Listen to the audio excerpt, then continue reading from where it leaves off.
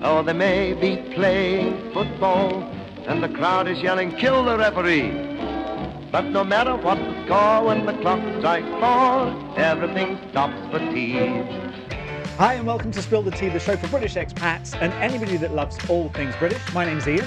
And my name is Sam, and our guest today is Ian Russell. He is a US-based British voiceover artist, and we're going to talk about the business of voiceover work. And I mean, who doesn't love a British accent? But before that, we're going to have a little natter. Like you do. Well, hi. Good morning. Missed you last week. Oh, that's so nice of you to say. I know. That. But Camme in instead. Yeah, she brought us jammy dodgers and cream eggs, which we're going to actually eat today. Look at that. Cadbury's cream egg biscuits, jammy dodgers. Yeah. I'm cold today. It's a rainy morning here in Las Vegas. And I'm so happy because it's raining. Yeah, and you're wearing a hat. I was going to wear a baseball hat, but instead Amanda just gave me a haircut. She literally cut his hair before the show. It was very network. I'm just getting my hair cut before the show. Then I did his makeup for him. I swear, no, I don't wear any. No, not at all. None on here. No face tune. And you got a hat because you haven't washed your hair. I haven't washed my hair. I haven't washed my hair since. Just rolled out of bed, turned up. Washed my hair I'm keeping my hands warm on the cup. I don't have a very British cup today. Oh no. And I'm not even drinking a British drink. I'm drinking you might think it's gross, a green tea and ginger latte. It doesn't. You just lost your Britishness there altogether. Well, the ginger's quite British, though, isn't it? Stop trying to make that happen. It's not happening. The cup's not even British, so I do apologise. By the way, I think everybody does have probably 10 British cups, the expats, probably. At least in the kitchen. So post them in the comments. We want to see your cups and your mugs and your china. So, your best china. I have one of those obsessions with all of that stuff. You have obsessions with everything. I have an obsessive personality. So we had a load of technical glitches last week. We didn't even start the show, and it was like 20 minutes late. You literally didn't have any Wi-Fi in the building. We had no Wi-Fi in the building. It was ridiculous. Perfect when you're doing a live show. So yeah, and then we had. I don't know, there was issues throughout, really, but then I think we thought it was you just sabotaging us. Oh, I like Camme, so I wouldn't have done that. To her? No, maybe to you. Yeah, exactly. I do like her, though. She's a good soul, isn't she? She is, she's awesome. Yeah, she's awesome. I love her. So I'm still keeping my hands warm. You were off because of your event. Yes, so. How did it go? Well, I know how it went because I went. It was great. So I do a little bit of work with Fox 5 as their Pet Pal Pro. Get your teeth in. Pet Pal Pro.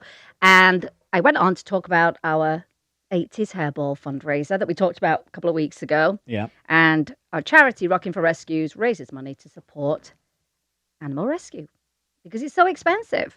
It makes me laugh because sometimes people will say, these people are getting rich that run rescues. No, they're not. Right. They're always in debt at the vet, always. And we help them financially. We pay for surgeries and food and training and boarding and you name it. But yours is a 501c3. It actually is. We are a legit 501c3. Charity. Yeah, yes, and yes. we And there are those that take advantage of that status, though. Oh, yes, there are. I mean... So they do make money out of it. Everything is an expense. Yeah, I guess so. I mean, they're not getting rich, trust me. They're really not. You look at not that much money comes in. But there are some... Look at some of the big organisations. Oh, yeah, that don't... Your Goodwills, what's the two other one I heard about? The Susan B. Cohen Foundation. Yes. They have a very small... they have a very large expenditure. Well, not only that, but you also have to know that certain charities, they have their main branch and don't have any other branches throughout the country, but people assume that when they donate, 'cause it's a big organisation, that somehow it trickles down to their city. Right. So I always say to people, donate locally, yeah. And it'll help your community. Right. But a lot of people don't know that, and a lot of people don't want to go and find out. I'm that person. But you've really dug into all of that. Oh, yeah, stuff. because all the rescues we work with have to be legitimate 501c3. So I'm always on the IRS website. I'm always looking at their financials. Yeah, I'm always looking at, what their expenses are versus, really what's coming in, what's going out and where it's going. Right. And sometimes, we do have to let people know that, by the way, you've been revoked. Yeah. Did you know that?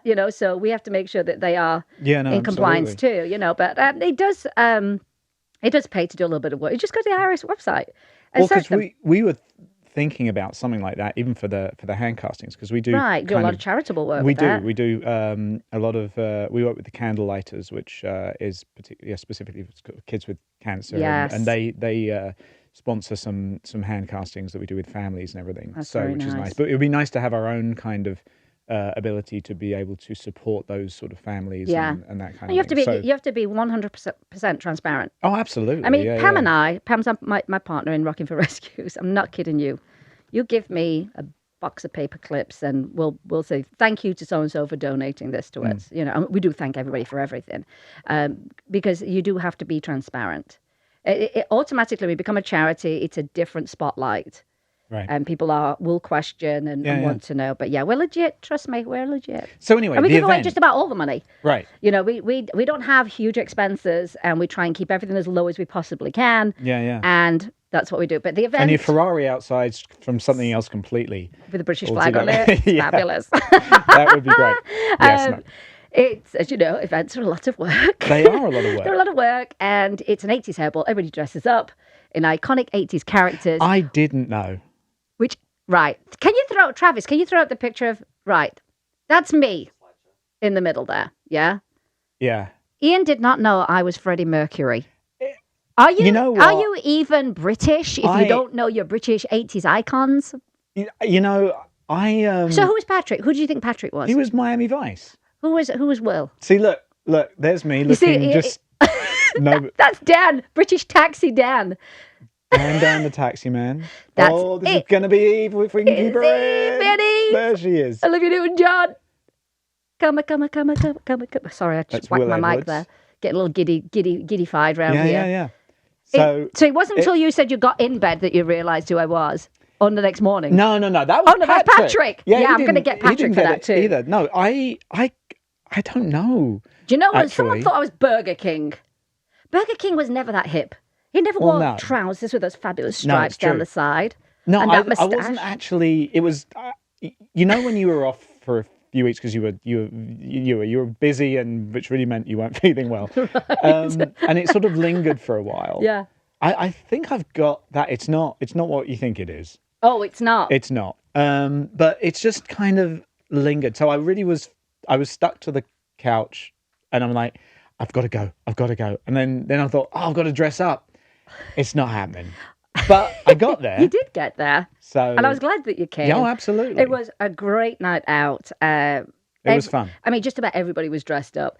For me, the highlight is always the air guitar playing contest. Right. So, and I'll post it on Spill the Tea later today, but it was Welcome to the Jungle, Guns N' Roses, Dan from British Taxi, Dan from the Little Church of the West, Yeah. who manages the church there, Craig. and Craig's wife, Yeah. Nicole. She's an honorary Brit right now. She was a Let's Get Physical thing. Yeah. Hilarious. But then when I got in bed that night, I keep whacking my mic. When I got in bed that night, I thought, I might have a little fun with the music. So I thought, well, I'll put Benny Hill to the air guitar playing thing. good But then I Lord. found that clown music, and I literally was laughing and tears rolling down my face in bed. And said to Dan, I said, check out the video. And he goes, well, I wasn't expecting that. But when he was laid on that beer barrel, that was the funniest thing, doing bicycle legs. But I'll post it. All right. But it was great. And we're still totaling up the money. It's quite a few thousand, so really happy about that. And I was exhausted on Sunday, still had to do work, Yeah. sort it all out, pack it all up, take it back to the storage unit. And Right. all I wanted to do was like you, just lay on the sofa with my Yeah. weighted blanket. Yeah. And that's all I wanted to do. But it was a big success. I think Good. that's the I'm 7th pleased or with that 8th annual one that we've done. I've lost track. So Yeah. No, I've been to a few of them. I know you have. I know. Because But you yeah, came as, what's his name, from Back to the Future? Yeah. What's his character? Marty McFly. That's right. Yeah. Which they're doing a musical of. Are they really? Yeah. I think I'd enjoy that. I don't know. Musical of Back to the Future. They're not. They're doing it provincially in the UK to start with. Oh, is that where they're going to start Yeah, it? yeah. They tried doing that. You missed this story last week. I was talking about. I almost zoned out then. Sorry. I think I'm having the same kind of day. Yeah, it's rainy outside, so we're all feeling a bit sort of kind of cozy. It is actually. It's quite nice indeed today. What was the show I was talking about? There was a show they did No, it was the Whitney Houston thing where they had the My twin sister saw hologram. it, which, by the way, It was in Sheffield. yes, that's right, because everything happens in Sheffield. And it Best city yeah, in I England. knew I said that. But She's just tried to FaceTime me as well. But it's doesn't she know by She now? must know by now. But yeah, apparently it was not convincing the Sheffield theatre goers. It was a bit kind of Tough crowd. Tough crowd. And they had a couple of technicals as well. Oh, which did they help. as well? So it's not just us. It's not just us. I don't feel bad then. It's not just us. But by the way, I should probably auction this off. Well, actually, why don't we just trade it for a 6-bedroom house? It's Yeah. It's a bottle of hand sanitizer. It is. This is like gold. Look, I got one. Do you? Here's a question for our audience. Do you want to hear about the coronavirus? We were talking about it, and it's like the new Brexit. It is. It's really hard. We always said we're never going to talk about Brexit. Brexit's done now. Done, and now But there's a. Now But it's it like literally is everything you turn on and watch and read. Usually, I check the stories out during the week and see if there's like kind of an interesting story we can talk about on the show. Yeah. That's not doom and gloom and depressing. Yeah, and it's been everything is about that. Yeah. And Camme and I chatted on it last week. I think we even did. You and I chatted about it a little bit the week before. Yeah. So where do you go with it? Other than the fact it's just. You're just following what's just happening. getting worse. Yeah, I think the biggest question I've seen in our British groups, are people that have already got flights booked or they were planning to go and going, shall I still go? But people are posting pictures on the planes, and there's 10 people on the plane. You know, so I don't know. It's here's the thing. People say it's just like the flu. But do you even want to get the flu? No, you don't. No. Nobody wants to catch anything. Well, and even I was just talking to my mum on the way down here. Just like you do, and my niece is going over for dinner tonight. Yeah. But she commutes. Oh, okay. And I'm like, well, all right, that's fine, but be careful. So if you guys are watching, Claire, stay away from your grandma because you. But they said, oh, it's fine now, and I said, well, yeah, but if it was like it is in Italy right now, would you be concerned? She says, oh, yes. I said, well, there's about a 2-week incubation. So 2 weeks ago, it wasn't like that in Italy. Yeah, every couple of days now is when everybody's getting it's getting bigger, yeah. So you want to just kind of now, my aware. My mum lives in Spain. Well, everybody's kiss on the cheek, yeah? Yeah. Like, Mum, no kissy. No. She goes, everybody wants to, greet her. And she has a karaoke business.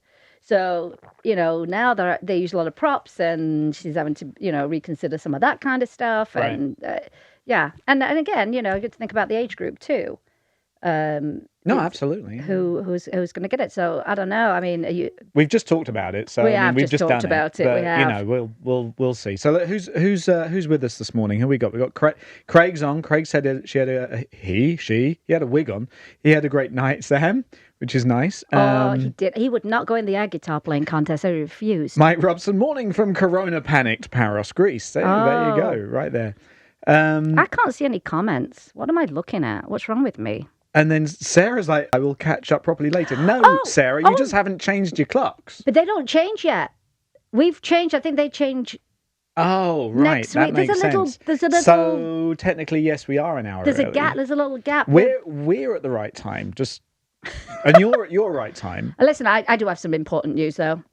Heinz asks fans whether they'd want beans and spaghetti hoops together. See, now those are the important questions in life. They are. And so they would be called, they would be known as boops. Beans and hoops, boops. What do you think? They did a poll. So what do you think? Were people for it or were they against it? Are you for it or against it? I'm for it, except for the name. Yeah. How about they do the hybrid the other way around? So they do... Heens? Whoeens? All I've got is dust floating around in here right now. So whatever that might be. They announced it on National Toast Day. I didn't even know there was National Toast Day. Oh, we are participating in National that Toast Day? next year, that's for sure. Man, we should so have had that. We could have a toaster right here. Yeah, we'll have a toaster and we'll have some what, Lurpak or Kerrygold? What's your favourite? Lurpak. Yeah, I do like Lurpak too. Yeah. But I can't get it here. But that's okay. No, you can't. Can get Kerrygold. That's why it's you lovely. like it. So they said 41% of people reckon they'd give it a go.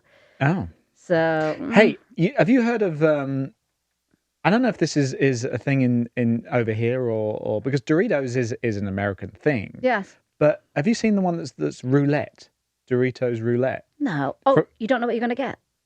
Yeah. It's a gamble. It's a gamble. So, and I only know this because a friend of mine is in the UK right now and did like this live stream of this Doritos roulette. And I'm like, what's that? So apparently there's like these super spicy ones in there. Yeah. That also make your tongue go blue. Like a ghost pepper flavor or something like that. But you know, you don't know. You don't know when it is, what it is. And so they had a little competition amongst themselves, like, you know, they all had to take one until somebody got it. And apparently they are super spicy. Really? Yeah. It's quite a clever little marketing thing there. I kind of like it. Hey, you know... What was it Craig was just saying, speaking on our other topic there, he just got a flight from Vegas, Miami, Boston. Oh, for I shouldn't have hung out $200. with Craig at all. He travels a lot.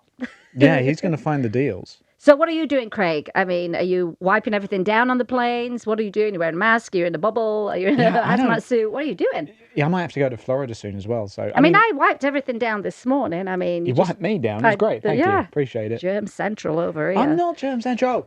Listen, I watched a fantastic show. I think it was very old, I am sure, because I think there are only 3 episodes. Yeah. And it's called Up in the Air. And it's about Virgin Atlantic. And it was on Prime. There's a lot of very old shows on Prime. You know, there's tons of British shows. Yeah. I think it's like 2003. I'm like, come on. Yeah. Anyway, I think it was 2013, the first episode. And it was about behind the scenes of Virgin Airlines. It was so interesting. Oh. I mean, the culture of that organization is really different, as we all know. Yeah. But it went through, there was a big anniversary coming up, and it went through the designing the new uniform and then selecting staff members in like a model photo shoot thing to try and find the models that would then be in the basically a handbook of how you dress, how your hair's done, how your makeup's done. Yeah. I mean, it is fantastic. But you see people transform that get the jobs. And there was one lady, I think she was 57, 58. Yeah. She worked in bookings for Virgin, but she wanted to be a flight attendant. And this is where I feel like there's a difference between England and the States. Ageism. Where I feel here, it's like if you're not really young and, you know, in great shape and this, that, and the other, that you probably wouldn't get that kind of job, you know. Right. But she got the job. And I saw her transform, you know, they take them through how you do your hair and your makeup, and it was brilliant. The only thing I would not like to do is they have to do the whole evacuation emergency thing. Yeah. It looks terrifying. I mean, a lot of them were really shaking, you know, after they'd done some of the drills and stuff, because it's very lifelike. But a lot more goes into just, you know, pushing tea down the aisle. Trust me on that. But it's really interesting. But there's only 3 episodes, but you'd really, really enjoy it. And I say it's on Prime. It's called Up in the Air. It's about Virgin Atlantic. They've been flying virtually empty planes, apparently. Well, yeah. But the reason is rather than cancelling them, they're flying them because otherwise they lose their spots. Like their spots at the gate. Yes, that's right. But what do we have over there? It's FAA here, isn't it? FAA here. I don't know what it is. Whatever it is in the UK is relaxing that rule. They say use it or lose it is the rule over there. Yeah, because you have to reserve those spots for your plane to come in. But they're relaxing that so that they don't have to fly empty planes, so they can. Do you know what else I heard this morning? I'm back to the coronavirus, but the banks have said, you know, they will let people not have to worry about paying their mortgages for 2 and 3 months.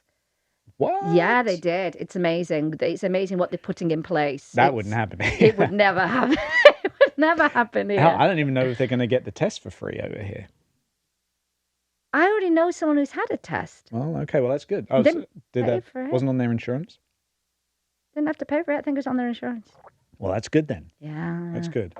I mean, here's the thing for me. I work from home most of the time anyway, so I don't have a lot of contact with human beings. In fact, I probably see you more than anybody else. Well, I feel honoured. In all honesty. And I'm usually here or at home, and actually we've got something in the studio right now, but we don't have it's not like a revolving door of hundreds of people. So here's fairly okay. And then, your clients come in. It's not. Yeah. And then, so no, it's I don't feel, and it's more spread out over here. Let's face it. I mean, Las Vegas is going to be a target just because of the tourists in and out. I'm surprised we haven't had more cases than we have already, just because we're such an international city. But there's, I'll talk louder while you're opening up the Cadbury's Cream Eggs. Do my ASMR. No, I mean, there's conventions cancelling all over the place. Oh, yeah, my husband's lost a ton of work. Yeah, so... Oh, yeah, he's not happy about that. He's lost a ton of self-employed, and he's lost a ton of work. Yeah. Here we go. I'm actually hungry. I didn't have any breakfast. Look at that. Is it as big as my face? Jeez. Right. Well, anyway, maybe we should move on with our Cadbury's cream eggs and get to our guest. No, say it now while your mouth is full. Our guest, I'm gone, is Ian Russell. He's a British voiceover artist based in the United States. He's also part of a co-op of other US-based British voiceover artists, actors, yeah? People think it's a strange thing to say voiceover actor.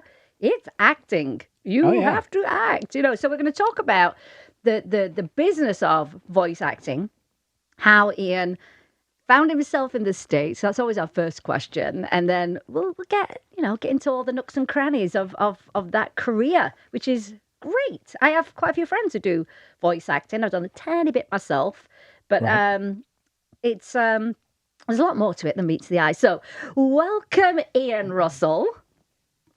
Can you? Hello. Oh, we can hear you. Are you there? We were admiring I earlier. have to put on my poshest British accent for We you. are. We're going to have you move a bit more to your right a little bit so that you can Well, lean see out it. the window. Yeah, well, there you go. We do have to. There you go. Perfect. We do have Okay. to make special note of your wall that your lovely wife painted in your. Is that your studio or your office? This is, so I have a studio box, which is off to the left here. And this is, in your policy, you call this a studio. This would be the control room, and that would be the recording area. So It's all lovely. it's in one room. I love the colours that she's painted it in. It's not easy to paint a British flag. It's No, not. I You should do painted it this twice. one. Because the thin line, the thing you can see on yours, the thin line is offset, and if you don't get it right, you have to do it all again. That's right. People Upside think it's down. even, don't they? They think it's even all the way through. No, it's Yeah, not. it's not. It's a bit. No. It's a bit tricky, Mickey. That flag. So, So we didn't know then that all of us are walking around with this valuable asset in our head, which is our voice. Is that what we're saying? As Brits, as overseas. Yes and no is the answer to the question. In that we all have a unique voice, don't we? We all sound a little bit different. We all speak with slightly different. British people, and there's 500 different accents in the UK alone, and it's so everyone has their own distinct sound. But with voice, so one of the things I say to people that I coach is there's someone out there who will hire you for your voice. But to have a career in voiceover, you've got to have the acting skill, as Sam said. You've got to know about. I mean, now with the internet, you've got to edit your own audio. There's a lot more to be, and you're running a small business, so there's a lot more to it than just kind of standing up, waving your arms around, and sounding British. I know it is. There's so much. That's all I do. I just walk around like this all the time. That's what I do half the time. I'm doing this. Yeah, it's there's a lot of aspects to it. It's a craft. Did you set out? Well, first of all, my first question is, how on earth did you end up in the States? How did that thing happen? So both my voiceover career and the reason that I ended up in the States is my wife's fault. So let's just get that out right It's all her fault. right from the get-go, shall we? So my wife's American. So when we were looking and deciding to move away from where we were in the UK, let's have a go at living in the States for a while. We came here because we came specifically to South Carolina, where I live, because her family's here. Right, so to be close. Gotcha. And that's always nice because it's But to be difficult close when family. you don't have that support of family members. It can be quite difficult. And where are you from in the UK? I'm one of these nomadic blokes who's lived in 50 different places. So it's, before we moved here, I lived in Oxford, or just outside of Oxford. Oh, okay. So that's kind of my default. In the end, though, that's kind of a default answer. But Right. I was born in London. I lived on the south coast. I lived on the east coast of Scotland. I went to college in Norwich. I went to Canterbury. I went to the northwest. Went and lived in Belgium and Holland for a while. And, You do. Well, as you do. As you do. And then Oxford before we came here. So was voice acting the path you wanted to take, or did you have a different path that led you down the voice acting? Again, so I have a little bit of a stage acting background, which is the secret bit. That's from like 30 some years ago when I Right. was in the UK. So I went and waved my arms around at the Edinburgh International Festival and things like that. Nice.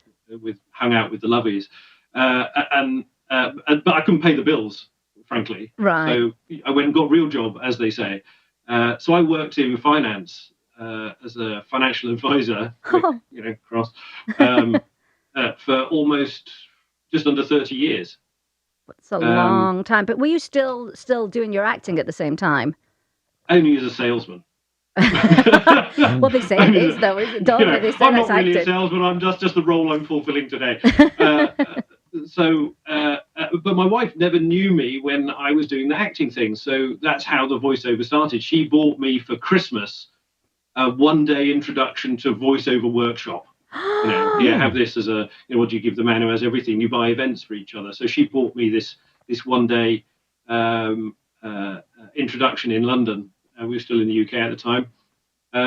So I did that, and it was fun, and I was still working at the bank, and I kept going up to these workshops in London as kind of a release almost from the pressure of day-to-day work. I'd go into the room, and there would be all these stage actors and TV actors, and you'd go around the room doing that ice-breaking thing. And, oh, yes, I was in Spitting Image, and I was this, and it'd get to me, and I work for a bank. And it was a toss-up of them throwing me out the room or just laughing or something, what are you doing here?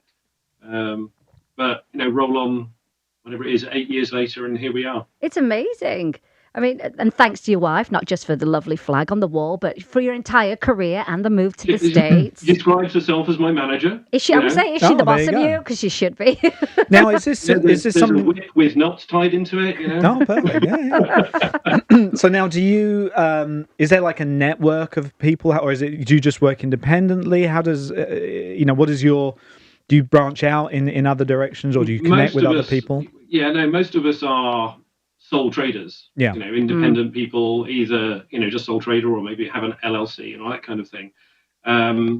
But one of the things I really like about the voice acting industry is that it's very supportive. When I came here, stranger in a strange land, I knew nobody, literally knew nobody. And now I have firm friends all over the country. In the voice acting business, you meet at conferences and you chitty chat and you talk on social media and such like, and that's kind of where this whole thing about the US-based British voices came about. It just so happens that where I live, if I go north 50 miles, there's a very nicely established British voice actor guy, and if I go south to Atlanta, there's a British lady that I know, and if I go east to Charlotte, there's another British. So there's this little kind of cluster here, and we got talking, and we said, well, in the US, we have, if you like, a sort of a specialist niche, if you like. The British accent seems to be quite liked here. It brings. I don't know, the American ear seems to think that a British accent brings a level of sophistication, knowledge, trustworthiness, all that kind of thing. So it's quite nice. And then we started talking about that, and you realise that there's a lot of people out there looking for a British voice in America, let's say, in the US, and maybe they don't know where to look for it. Yes. Or if they do, they end up hiring someone in the UK, which is not a bad thing. But we were talking about the time difference before. It's somewhere between 4 and 9 hours, depending on what time of the year it is. Yes. Whether we're on daylight savings or what. So it can be quite inconvenient from a time perspective to connect with someone in the UK. Or Ian, I've also known American voice actors be hired to do the British voices, and it doesn't. I mean, you gotta have someone who's really good. I mean, because we can tell when it's not a great accent. But to be fair, though, you can tell it. A lot too. You can tell it the other way around. I mean, we both listen to LBC. Yes. And radio is a much bigger thing in the UK than it is over here. It is. But whenever you get those radio commercials that have an American And accent, and they're not American. and you're like, you're British. You can tell. You can tell. So it works both ways. Well, I think that's what's unique about what you do, Ian, is because you live here and you work in this industry, you know what would appeal to the American audience and the British audience, and you've got to find that balance, haven't you? If you're going to be doing voiceover work here.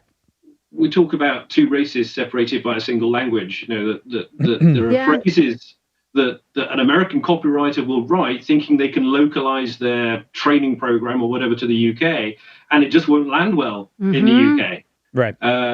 So as native Brits, we'll pick those things up, whereas perhaps a US talent who might sound wonderful, but might not understand or get or miss. They might miss that little nuance. Yes. So, for example, if you're doing a voiceover for a radio commercial over here for Jaguar or something, do you say Jaguar or do you say Jaguar? Jaguar, like a farmer. Jaguar. You know what? I say whatever the person that's hired me tells me to say. Well, that's true, and I only know that because I had to have an American do a British voiceover once for something way back for Disney, and he was being like an adventurer, and he had to say the word Jaguar. And he had a hard time. And I'm going through the jungle, and I saw a Jaguar. And I went, whoa, stop. I said, no, you're going to have to say Jaguar on this one, I think. Yeah. And I did. Schedule, all that kind of, it's everywhere. When you start digging down, it can be, and it's dangerous for a company wanting to promote something they're doing in the US to the UK or maybe even the rest of Europe. And if they get it wrong, it can be quite expensive. Oh, I'm sure. Yeah. So localization is a big deal. So now, of course, beyond the commercials and the corporate stuff, I'm assuming your audiobooks must be quite a thing these days. Audiobooks is almost like a separate industry. Wow. To give you an example of that, there's a big voiceover conference in Atlanta. And this, for the whole three days of it, they have a whole thing just for audiobooks. Oh wow! Because we do so much now, don't we? You know, through our computers and phones. Yeah. I think audiobooks is for me is a sort of a passion thing. If you want to do audiobooks, you've got to be passionate about it. It's an enormous amount of work. Yes. Right. A book that's 10, 15, 20 hours long. With editing, you're probably talking 50, 60, 70, 80 hours of work. That's massive. And from a business perspective, they don't pay as well as many other genres of voice acting. But they have their own awards and everything. Camme's sister actually does audiobooks. Like Camme's done a couple as well, but her sister, the Audies. That's right, and she won an Audie. Wow. Well, I do know this about Ian, because he's probably not going to mention it, but I'm going to mention it. Do my British humble thing now. You worried me for a second. I'm like, what do you know about? You know everything about me. You mean that Ian? All right. Okay. Good. She knows something about me. He's got 3 nominations for UK Male Animation Voice of the Year 2020, UK Male Gaming Voice of the Year 2020, and UK Male Voice of the Year 2020. So that's 3 nominations. When will you find out that you've won? Well, the awards ceremony is May 9th. Oh, it's coming up. Oh. So the nominations were announced maybe 2 weeks ago, and I did my oh my god, what's happening? It's given I did talk to you about my background, and I come from kind of nowhere really, and now I live kind of in the middle of sort of nowhere with a box, and then my peers in the UK seem to think that I'm doing okay. It'd be interesting to wind back and go into that room with all the people from all the actors, and they go, "Who are you?" And I'm like, "Well, nomination now." I mean, I don't think anyone sets out to, I want to win this, win that, but it's very nice to be recognised in your industry, isn't it? It is, but I genuinely, it's like, one day I'll wake up and it'll not be real. It's surreal. It's fantastic. Really now, a lot of people just people that don't know about the industry probably just think you get a gig and you get up and record something. But, you have to work at your craft. You have to, keep yourself healthy. And what kind of stuff do you do, to protect your voice and keep it strong? And and ready. The main, I mean, what I'm doing, drinking tea, oddly enough, is not actually a great thing to do because it dehydrates you over time. It's a diuretic, so you put more out than you take in. Throat coat, got to get throat coat. Throat coat's great, isn't it? I'm peculiar. All that throat coat stuff, it's all got licorice in it, and I'm not a licorice fan. I must taste admit. good. No, that's true. So I drink copious amounts of water. Yeah, is what I do. I have a Tervis, one of these. There are other brands of water container are available. We don't care. We don't care. You're online. We can say anything you like. Thing which I put water in and I sip away at that. And important to sip rather than glug it down so that your body gets a chance to absorb it. Oh, that's amazing. Now I've watched I pretty much looked at everything that you've got online. Will you? I've got a stalker. What I want you to do for me is, can you show us perform one of your exercises? Your warm-up vocal exercises. I know you did the tongue twister contest. I particularly enjoyed that video. Go on, do it, Ian. The tongue twister contest. Well, I can't even say that. You're screwed already. You're there. The tongue twister contest is something like that. You put a pen or a pencil in your mouth and enunciate your words, and that helps kind of get your mouth warmed up. Who knew? I did, or a cork. If you got a cork, the same thing. You put a cork in and you go. My name is Ian Russell, and I'm speaking with a pencil in my mouth. That's so interesting. We should try that before the show. We often start and get all our we need to warm up to get our act together before we sing. It doesn't matter whether you're a good singer or not, but good bit of singing, not too loud, not don't sing Rammstein or something like that. That probably wouldn't do you much good. Singing scales. You imagine what a singer might do to warm up. A voice actor is going to do very similar things.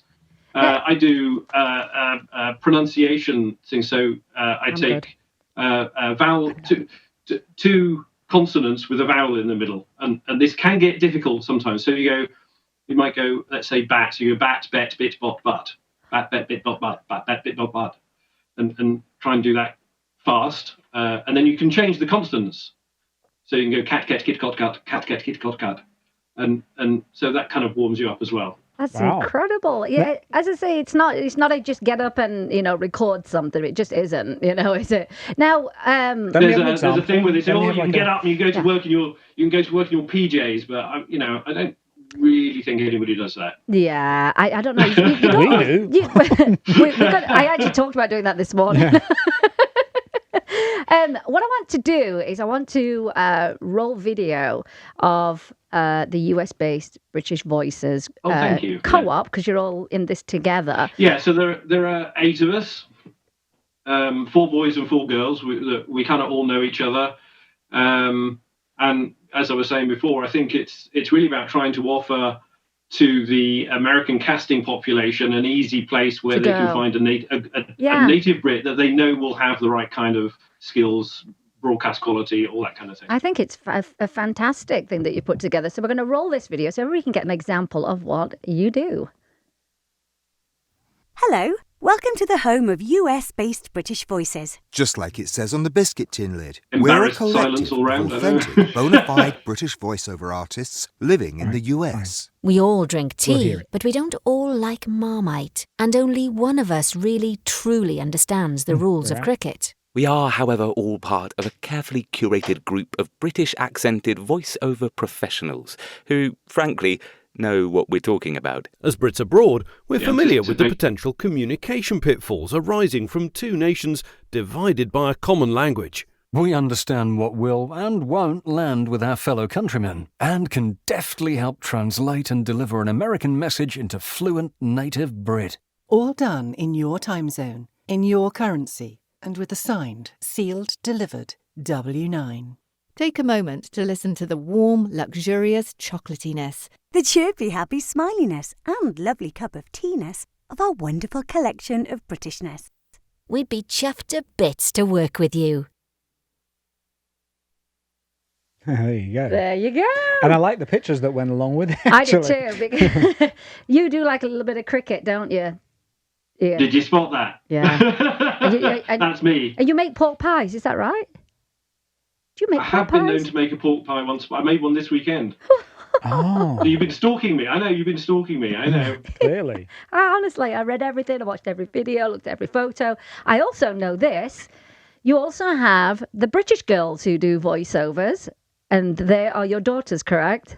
Yes, Eva and Lauren. Yes, And Lauren less so now. I mean, Lauren's at college, so she's not at home so much, so it's harder for her. But Eva for sure. And do they really enjoy it?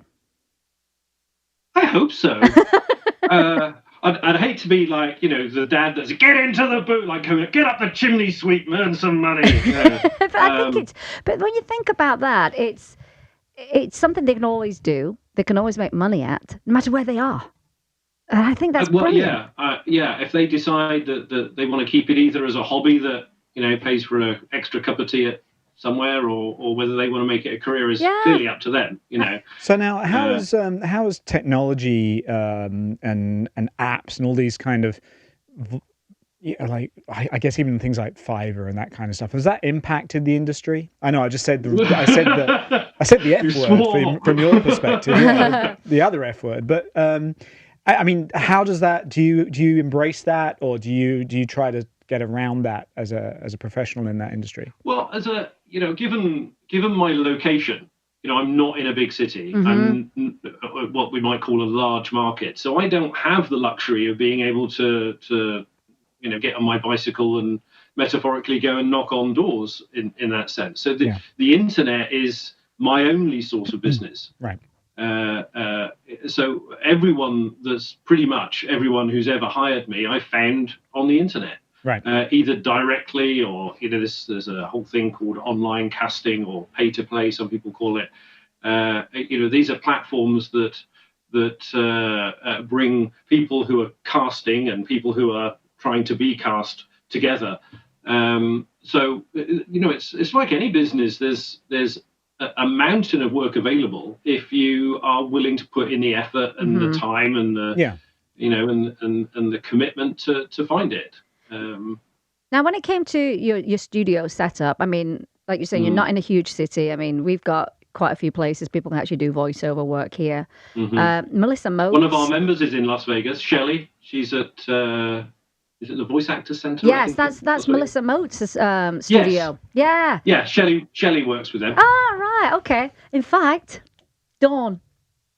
Yeah. Works over there too. Oh, does she? If I'm not wrong, because she started doing some voiceover work, didn't she? She did a lot, actually. Yeah. The studio is actually super close to my house. And they moved it across the other side of town.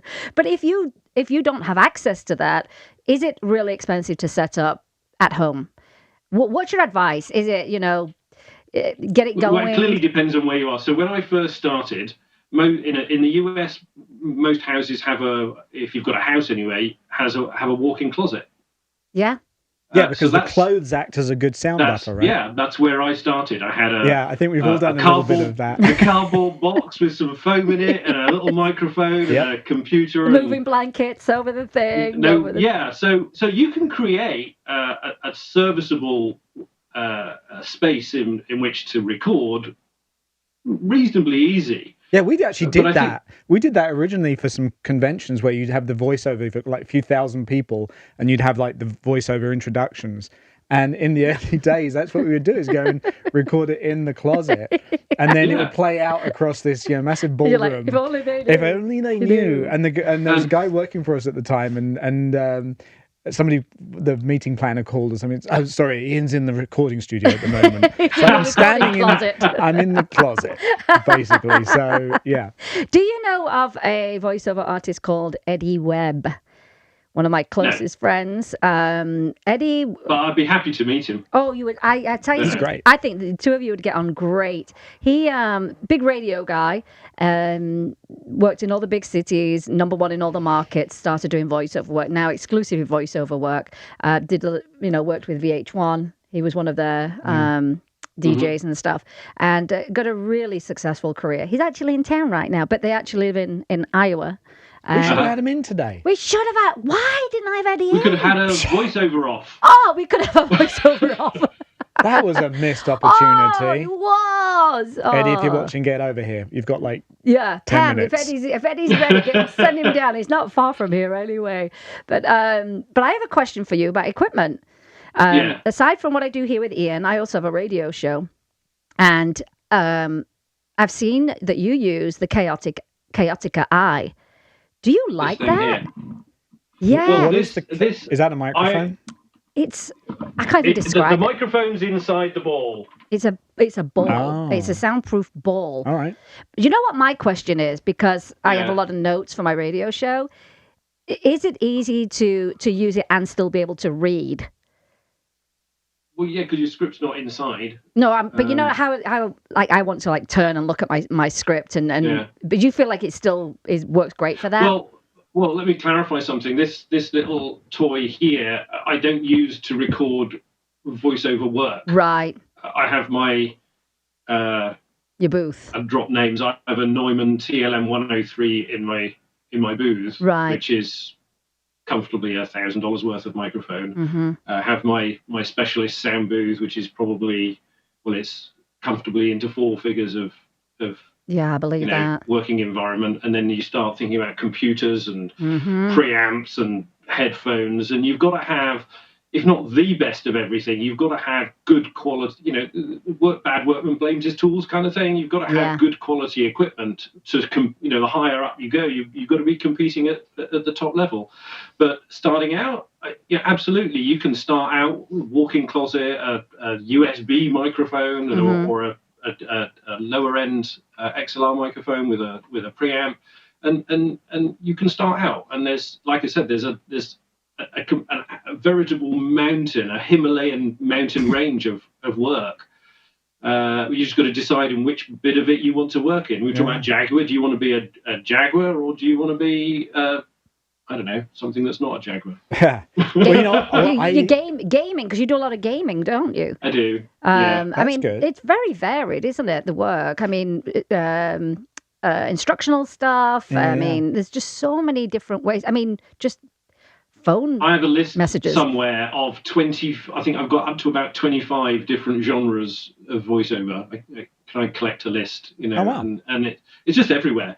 The way I describe it is, if you're somewhere and you hear a voice and you can't put a face to it, that's a voiceover. You could be in a lift.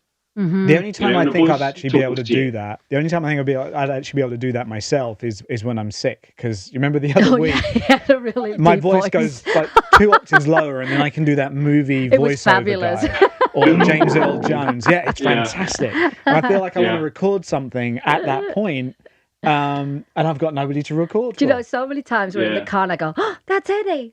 Or you'll hear Eddie at the airport as well. Oh, right. He did some stuff at the airport, but he's done some really big stuff. And it's a great career for him, a really great career for him. He's got one of those really deep voices. It's just fabulous. There are people, and they just have the voice to die for. I mean, I like you alluded to the fact that I do a little bit of coaching, and we had a new guy come along, 8 feet tall, African American guy with the deepest voice you've ever heard, and I'm just like, I'd kill to have that voice, but it's not just, we were talking about, it's not just a voice. You've got to be able to perform. You've got to be able to manage a business. You've got to have a recording setup that allows you to compete at the top level. There's a lot more to it. And if I may allude back to the US-based British voices, one of the things that we're going to be saying to people is, and it's easy to do business with us. You haven't got the time zones. You haven't got to hassle with the person you've hired in the UK doesn't know what a W9 is. Right. little things like that those of us that are here just deal with every day, and we're used to it, and we can make the whole process easier. Soup to nuts, as we like to say, don't we? From soup to nuts, you get it all. So now, how can people find you, Ian? I mean, what's the way of being able to get in contact with you with regards to, either? Well, the US-based British Voices is usbbv.com.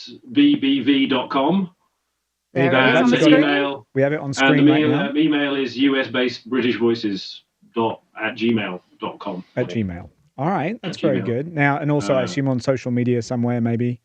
Yeah, you'll find us on Facebook, on Instagram, and on LinkedIn right now. So today is launch day. Today is our official that's so launch day. exciting. So we're part of the rollout, huh? We're honoured. If you like. Sure. All right, we're not honoured then. Sod you. We had a video conference last week, and we were talking about when we were going to launch. And I think, Sam, maybe you had written back to me the day before or something.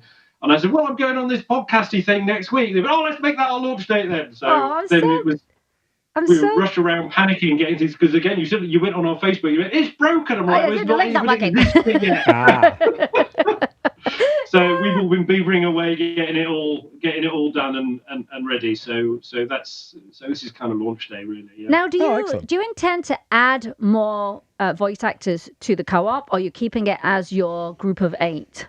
I think we'll see how it goes. I mean, I think initially we don't know how much work this is going to attract, and it would be it wouldn't be fair to have 100 talent on our books and then have no work for anyone. Yeah, that wouldn't be fair. So we're going to start off with what we've got. We'll see how it goes, and then if we need more, then we'll add more. And if a caster comes to us and doesn't feel that any of the 8 of us can fulfill the contract, we know everybody. Right. So we can always find someone. And again, if we end up needing to hire someone from the UK, then maybe we can find a way where the caster can pay someone here. So again, the W9 and the check and all of that is simple, and then we can send the money over to the UK on their behalf. If somebody in another country that's not in competition with you, I qualify. I don't know, everybody's in competition, aren't they? Well, I guess, it's all internet based. But I mean, if they're based sort of, in any region around the world and thinking, I'd like to try and do a little bit of this myself, from a local perspective, I mean, can they reach out to local TV stations, radio stations, or do they go to like marketing companies and PR companies to try to get through that way? You're talking about a voice talent trying to find work? Yeah. Mm-hmm. I wouldn't go... It's a sad thing. I wouldn't rush out to all the radio stations, because most radio stations use their in-house talent for most vast majority of their work, and they got no money or budget to pay anyone else. I would say if you're looking for work, look closer to home to start with. Join your local chamber of commerce. Go to local networking groups. Everybody now, one of the big areas that's exploded because of the internet is this idea of what they call explainer videos, little 90-second animated movies or filmed movies that sit on somebody's website and tell you what that company does. And so you go to your local chamber of commerce and there'll be people there who need your work, need your services, and you'll probably be the only person who turns up. That's true. That's if you're a big fish in a small pond, that's a good thing. It is a good thing. I ignored my local market for a long time. So, well, who in deepest South Carolina, who's going to want a Brit? And in the last year, suddenly I've booking local work, and it's like, how does that happen? That's great. That's brilliant. Now you also hold workshops, don't you? How to get started in this industry. Do you have any intentions of doing this kind of thing online? Or one-on-one coaching or that kind of stuff? Maybe down the line. You're like, let's get on with the co-op first. Well, in the sense that there are things that I know that I can't really talk about. Okay. Oh, well, fine. Secret. So right now, I every job, everything I've ever done, I've always ended up standing in front of a group of people and saying, "Hey, this is how I did it. Maybe it worked for you too." So I'm kind of that old school where I like the intimacy and the interaction of one-to-one, face-to-face. Look them in the eyeballs, and really do that. And but there's no doubt that the internet and web-based training is a massively growing it's a industry, big market. not only for us as talent finding work, but and for talent wanting to learn about the business. It's it allows you to connect with hundreds of people all over the world rather than 10 people in a dingy office in the back street in somewhere in South Carolina. We've got Stephen on the comments here, says, I doubt there would be much work for a thick northern Rochdalian accent like mine. But you never know, right? You never know. I don't know. He's not from Rochdale, but Sean Bean's done all right. Oh, there you go. Exactly. So there you go, Stephen. Sean Bean's a good. Wait a minute, isn't Sean Bean from Sheffield? Sheffield. Oh, jeez. You had to come bring it back to Sheffield. Didn't you know that? All roads lead back to Sheffield. So I'm a voice. I'm a voice in a video game called Payday 2. Yeah. Now I play a South African in that voice. Oh, do you? Yeah, his name is Luck. He speaks like this. Oh. You dwankies. Oh. So that. But one of the other characters is a character called Hoxton, who's from North and speaks like that. So. Well, there you I go. don't play him. So Someone else You plays just never know, do you, Ian? It could work either way. It could. It could. I would think this has been a really great interview today because I know a lot of people will be very interested. Yeah, absolutely. In this. Absolutely. Yeah, and they're probably all phone me up saying, "Can you help me now?" Yeah, they probably. I need to set up that one-to-one. You do actually. Webinar There you training go. You need to do the online thing. Yeah, and I think that's another thing that people need to remember is, you have to pay to learn these kind of things. You know what I mean? People ask me about doing radio shows and they always want me to tell them to do everything for free. And you know what? People's time is important and it's valuable. And so, unless we're doing this show, obviously. It's just a passion project. Look, you were saying right at the top, you were saying about how, it's voice acting and there's a clue that it's not just about your voice, it's about acting as well. I have an acting coach. I go and work with an acting coach on a regular basis. Yeah. Yeah, because you've got to get into these characters to deliver what the client wants. Exactly. Oh, Can I give him a plug? Sure, give him a plug. Of course. His name is Kevin Patrick Murphy, and he runs a business called the Actors Centre of Asheville. Love it. Sorry, I didn't mean to laugh at that. That's not. It's just Stephen's comment here just made me laugh. That was all. No, that's all right. What does Stephen say? That Ian Russell's a load of rubbish. No. This is our Rochdalian Stephen who just had the last comment, and I'm sure that Travis can push that up on the screen as well. It says, "Americans always get me to say winter's coming." Winter's coming. Yeah. That's hilarious. Those Targaryens, they're everywhere. Exactly. So there you go. Perfect. I mean, I'm sure you've been asked to record someone's voicemail greeting. I've done it. Yes. Again, only when I've got a cold. Which is actually not very good for your voice, Ian. That's fine. It's not an asset, really. I think the less I'm heard, the better, to be honest. It's not an asset. Yeah. Like a good child. Yeah, right. Exactly. Shouldn't even be seen. Just I don't know what I'm doing here, really. Let's face it. Well, I think this has been a really interesting chat this morning, and I know a lot of people, like I said, will be very interested. We'll make sure that all your links go up on the actual live. I'll put them in the comments for everybody because, I think it will have piqued quite a few people's interest. That's right, and thank you for joining us. And maybe we can get you to do a spill the tea voiceover for us. Yeah. Get your money I'll give you mates rates, no problem. Can we pay you, Jammy Dodgers? Yeah, we've got a load of those right here. Maybe. That's My our daughter would say yes. How about hand sanitizer? I've got lots of that. That's worth a lot. Yeah. We could get a whole audio book out of that. I got my custard cream. Yeah. So I'm not at it because you're going to be spluttering crumbs everywhere. It's as good as hand sanitizer as a custard cream.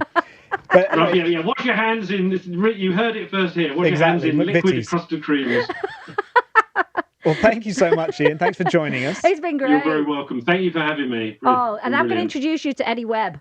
There you go. Yeah, do that. And I think you'll end up being great friends. I think you'll get on very, very well. Do that. But next time you're over by the Melissa Moses place, go in and say, Shelley would have offered to come and sit on your sofa, but she's in San Diego this week. Can you believe it? There you go.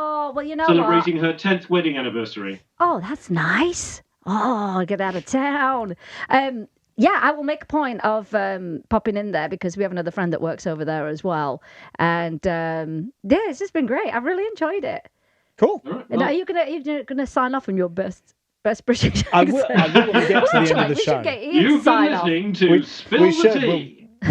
Thank you very much. There you go. Well, we will. Well, thank you very much, Thanks, Ian. Ian. Take care, mate. Hey, thanks, Ian. Thanks so much for your time. Jazz hands. Bye. Jazz hands. That was funny. That was great. Because I mean, how many times a day do people say to you, I love your accent? Someone said it to me yesterday. Yeah, I love your accent. It does happen, doesn't it? Where are you from? It does happen. You know. So, that was funny from Stephen. Camme said, awesome show, learning so much. Who else we got? We got Sue Ward saying hello from Florida. Oh, Sarah saying hello from Atlanta. Hannah saying hello from LA. Yvonne's here. Yvonne saying hello from Los Angeles. I got people all over the place today. We've got a few people out there watching. We got Emma Cohan's watching. Hi, Emma. Hey, Emma. We got Carmine Rojas is watching. He's a great bass player. He's an amazing bass player, actually. And yes, good to see you, Carmine. Yeah. He played bass on Let's Dance, David Bowie's Let's Dance. No. You know the dum dum yes. dum dum. Yeah, Carmine played that.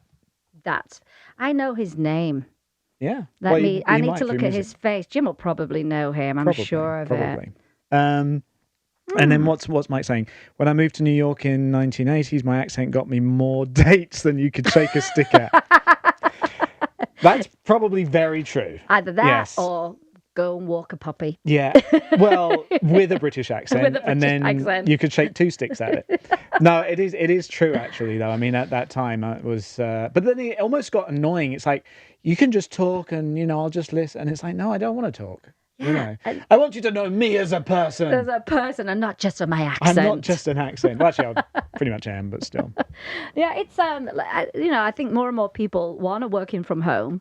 This is one way that you can work from home. Yeah. Utilizing the internet, which means your business can be anywhere all over the world, which is wonderful. Why not? And... I think it's fabulous. I think it's a very interesting industry. Right now, Eddie and Pam are here in town, and Eddie's transported his little studio into the closet of the house that they're staying in.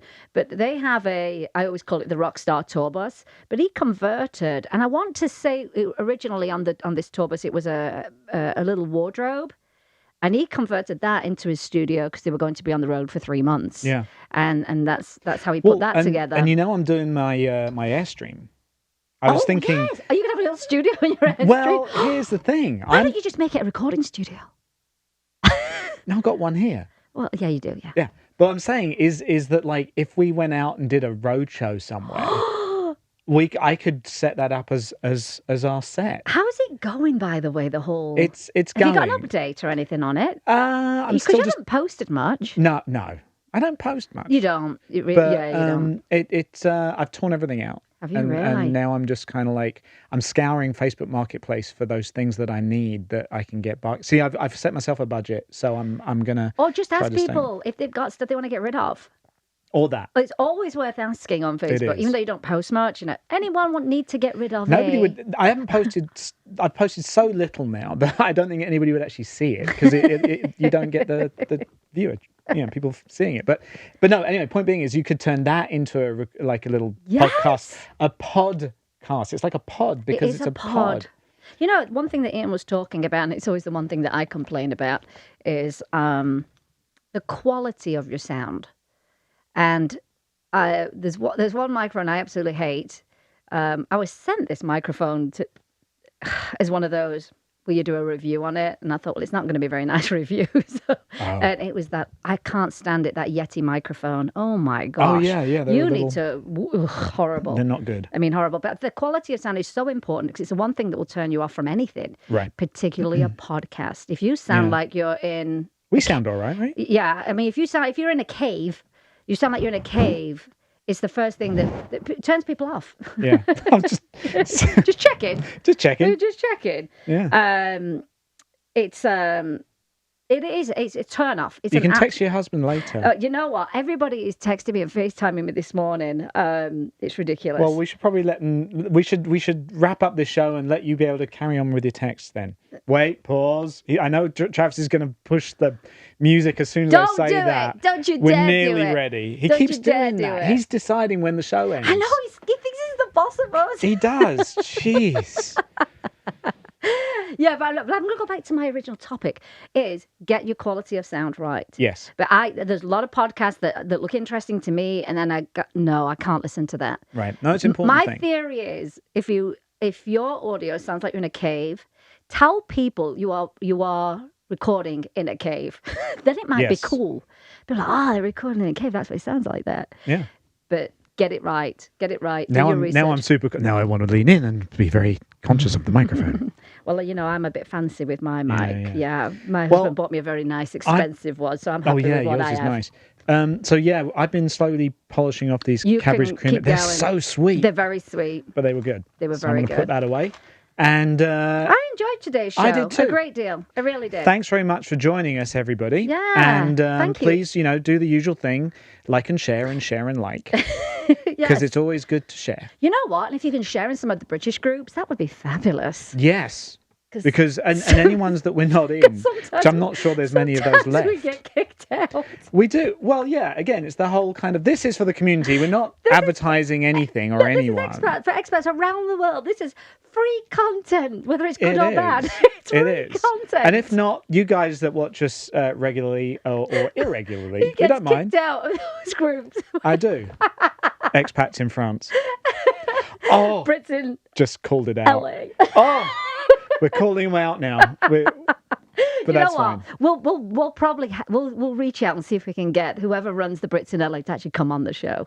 Yeah, that might be the way to. Yeah, we'll do that. We don't mind. We'll have everybody on. We're about the community. We want to support everyone and tell people about great people like Ian Russell and all these great guests that we have and doing fabulous things in all over the world.